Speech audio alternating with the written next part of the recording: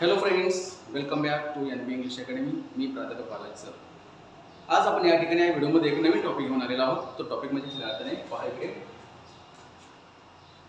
In आणि within. Okay, in आणि within या दोन्ही शब्दांचा अर्थ एकच होतो. त्याचा अर्थ म्हणजे च्या आत. पहा, च्या आत, च्या मध्ये या पद्धतीने या दोन्ही शब्दांचा अर्थ या ठिकाणी एकच होतो. आणि मात्र आता खऱ्या अर्थाने या दोन शब्दांना वाक्यामध्ये कशा पद्धतीने उपयोगाला आणलं जातं, त्याचा वापर कसा करायचा आपण या ठिकाणी खऱ्या अर्थाने पाहूया. चला आपण काही उदाहरणाच्या सहाय्याने या ठिकाणी आपण या दोन शब्दांचा फरक समजून घेऊया. ओके, चला एक उदाहरण या ठिकाणी येतो आहे. Nidhu will complete her homework in 2 hours. हे पहा, या ठिकाणी काय केलं, एक उदाहरण आपल्या समोर दिलेलं आहे. समजण्यासाठी सोपं जाईल यासाठी. पहा इकडे, Nidhu will complete her homework in 2 hours.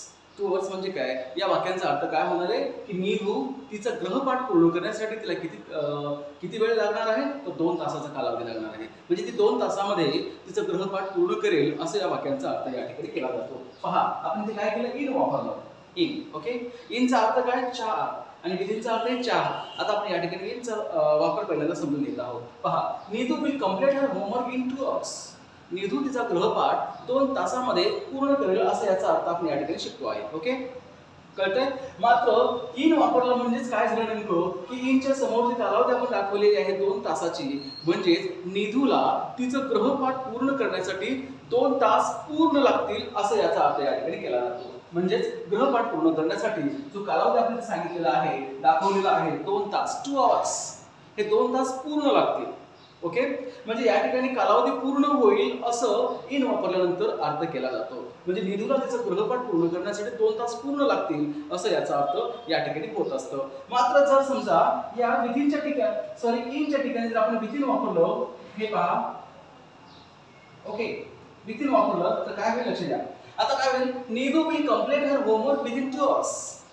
याच्या आधी आपण काय बघितलं, इन 2 hours. 2 hours म्हणजे 2 तासाचा कालावधी पूर्ण झालेला आहे असं या इनने समजून आलं. मात्र आता विथिन वापरल्यामुळे काय होणार आहे, विथिन जेव्हा वापरलं जातं तेव्हा लक्षात घ्यायचं की निधूला तिचं गृहपाठ पूर्ण करण्यासाठी 2 तास पूर्ण लागणार नाहीत. म्हणजेच 2 तासाच्या मध्ये पूर्ण करेल. ओके, 2 तासाच्या मध्ये, 1 मिनिटापासून ते 2 तासापर्यंत कधीही ती आपलं गृहपाठ पूर्ण करेल असं या वाक्यांचा अर्थ होतो. म्हणजेच 2 तास पूर्ण होतील हे इन वापरल्यानंतर लक्षात येईल, आणि 2 तासाच्या मध्ये केव्हाही पूर्ण होईल ते विथिन या शब्दामुळे लक्षात येतं. समजतंय? सोपं आहे ना? फक्त समजून घ्या. आणखी एक उदाहरण या ठिकाणी घेतो आहे. पहा, नैतिक विल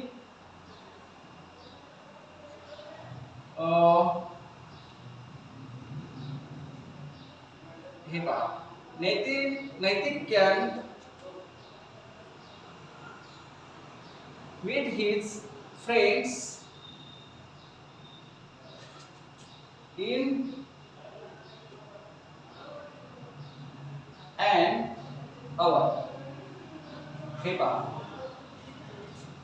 एक वाक्यरचना मी या ठिकाणी दिलेलं आहे. नैतिक त्याच्या मित्राला 1 तासामध्ये भेटू शकतो. ओके, नैतिक त्याच्या मित्रांना 1 तासामध्ये भेटू शकतो. म्हणजेच नैतिकला त्याच्या मित्रांना भेटण्यासाठी 1 तासाचा कालावधी लागतो. ओके, 1 तास पूर्ण होतील, नो डाऊट.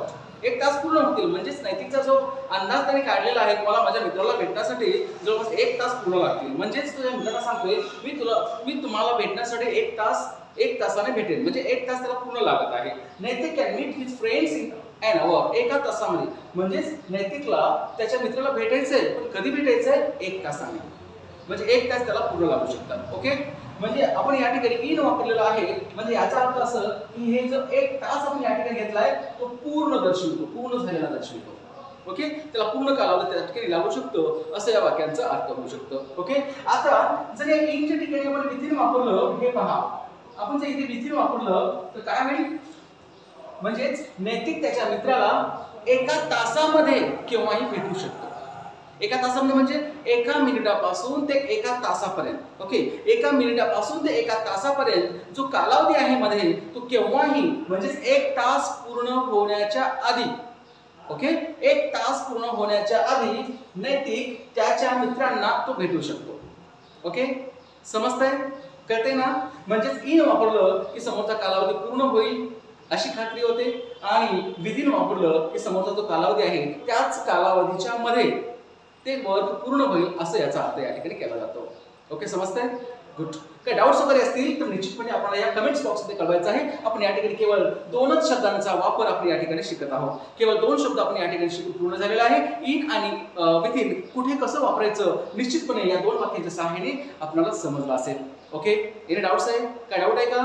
अजिबात काय डाऊट नाहीये. ओके, निश्चितपणे एकदम बारकाईने लक्ष द्यायचं आहे, स्टडी करायचं आहे. बघा इकडे एकदम वाक्य लक्षात घ्या, एकदम बारकाईने आपल्याला स्टडी करायचं आहे आणि निश्चितपणे दोन्ही वाक्यांचा अर्थ, दोन्ही शब्दांचा अर्थ आपण या ठिकाणी व्यवस्थित समजून घेतलो तर इन आणि विथिन कुठे वापरायचं हे आपल्याला समजतं.